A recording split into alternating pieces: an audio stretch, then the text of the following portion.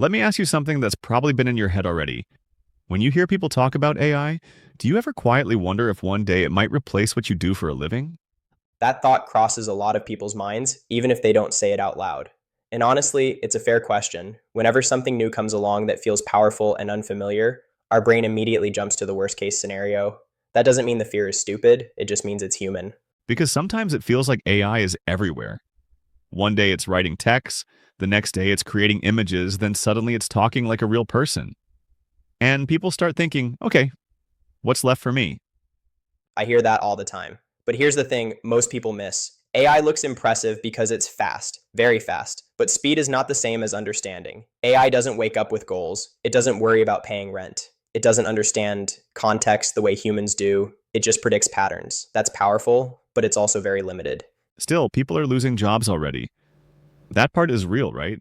Yes, that part is real, but jobs aren't disappearing the way movies make it seem. What's actually happening is much more boring and much less dramatic. Certain tasks are being automated, usually the repetitive ones, the kind of work people already didn't enjoy doing. The problem is that headlines turn this into AI is taking over everything, which creates panic instead of clarity.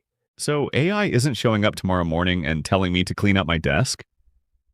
No, not at all. AI doesn't walk into offices. It doesn't fire people. Humans do that. AI is a tool, like a calculator or a spreadsheet, just much more advanced. And tools don't replace people on their own. They change how work gets done. The real danger isn't AI. It's pretending nothing is changing. That's the confusing part, though.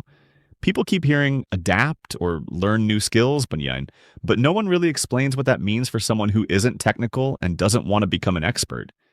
And that's exactly where most people get stuck. Adapting doesn't mean turning into a programmer or living inside software all day. It means understanding where your value as a human still matters. Communication, judgment, creativity, making decisions when things aren't clear. AI can assist with those things, but it can't replace the human part behind them. Okay, let me be very concrete then. Imagine someone who works in an office, answers emails, prepares documents, maybe does some planning. Should that person be worried? That's actually a perfect example because office work is a mix of things. Some parts are repetitive, like sorting information or formatting documents. AI is great at that. But other parts involve judgment, prioritizing, understanding people, and making decisions when things aren't black and white. Those parts are still very human. AI can help, but it can't take responsibility. So, if someone ignores AI completely and keeps working the same way as before, is that a problem?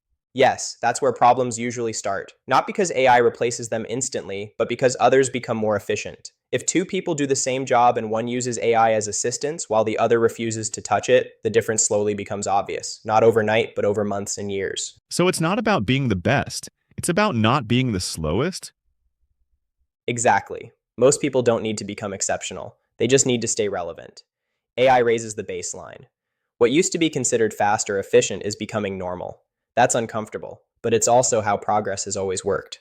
But a lot of people hear this and think, great, now I need to constantly learn new things, new tools, new systems. That sounds exhausting. And that feeling is completely valid. But adapting doesn't mean chasing every new trend. It means understanding what actually helps you. Most people only need a few basic AI capabilities that remove friction from their daily work, not dozens of tools, not constant updates, just small improvements that add up over time. So the real mistake is thinking you have to do everything at once. Exactly. That mindset overwhelms people and makes them freeze.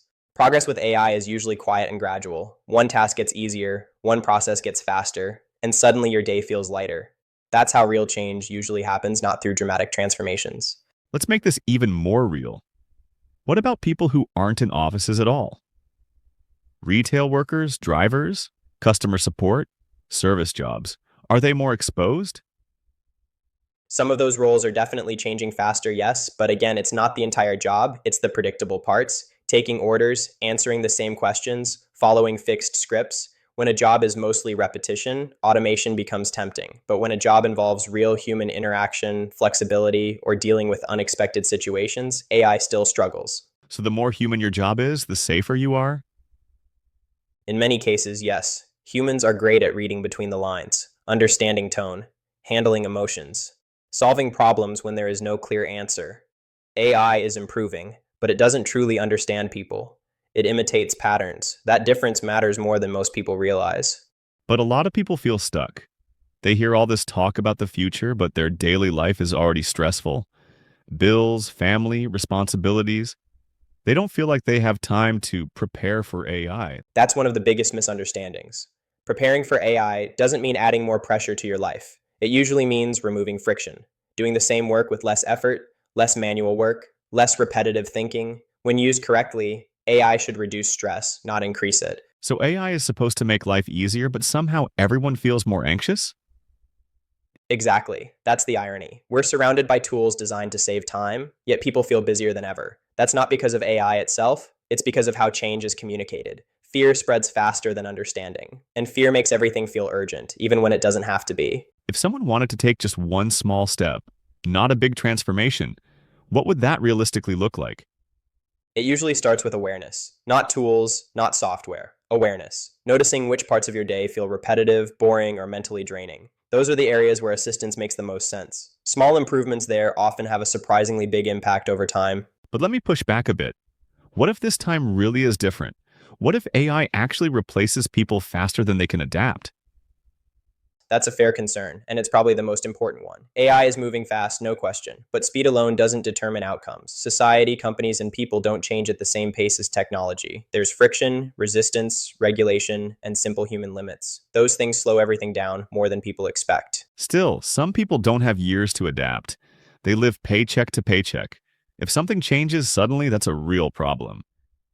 You're absolutely right. And that's where the conversation often becomes uncomfortable. Technology doesn't hit everyone equally. Some people feel the impact earlier and harder. That's not because they failed, it's because change is uneven. The mistake is pretending this reality doesn't exist. The solution isn't fear, it's support, education, and realistic expectations, not hype. But when people hear that, it can sound like empty advice. Just adapt. Just learn. That doesn't help much in the moment. I agree. Saying just adapt without context is lazy advice. Real adaptation looks boring. It's not dramatic, it's small adjustments, gradual learning, and practical changes. And most importantly, it's not something people do alone. Communities, workplaces, and systems matter a lot more than motivational slogans. So what about people who don't adapt?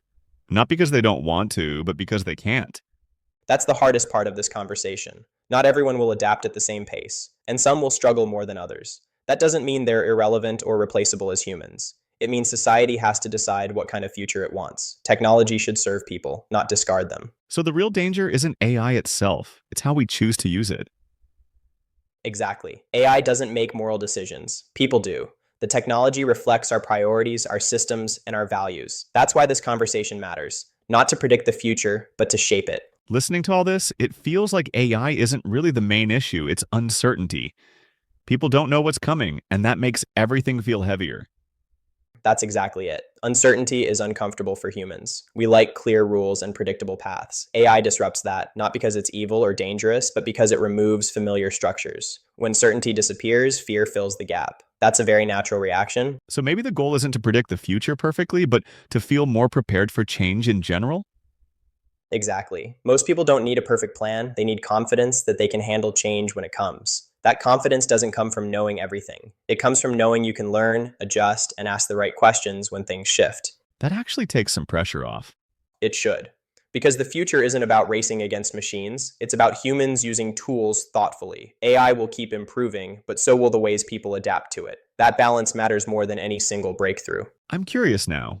When you think about AI, what worries you the most? And what excites you, even a little? Those are important questions to reflect on. Not because there's one correct answer, but because thinking about them helps people move from fear to understanding. And that shift alone already changes how the future feels. If this conversation made you think, even a little, I'd really like to hear your perspective. What's one thing about AI that worries you right now, and one thing you're curious about? Leave it in the comments. I'm genuinely interested. And if conversations like this are useful to you, consider subscribing, not for hype or predictions, but for calm, honest discussions about change, technology, and what it actually means for everyday people. Alex, thanks for breaking this down in such a clear and human way. This definitely helped me look at AI with a bit less fear and a bit more perspective. Thanks, Sam. These conversations matter because understanding always beats fear. And the more we talk about change openly, the easier it becomes to face it together.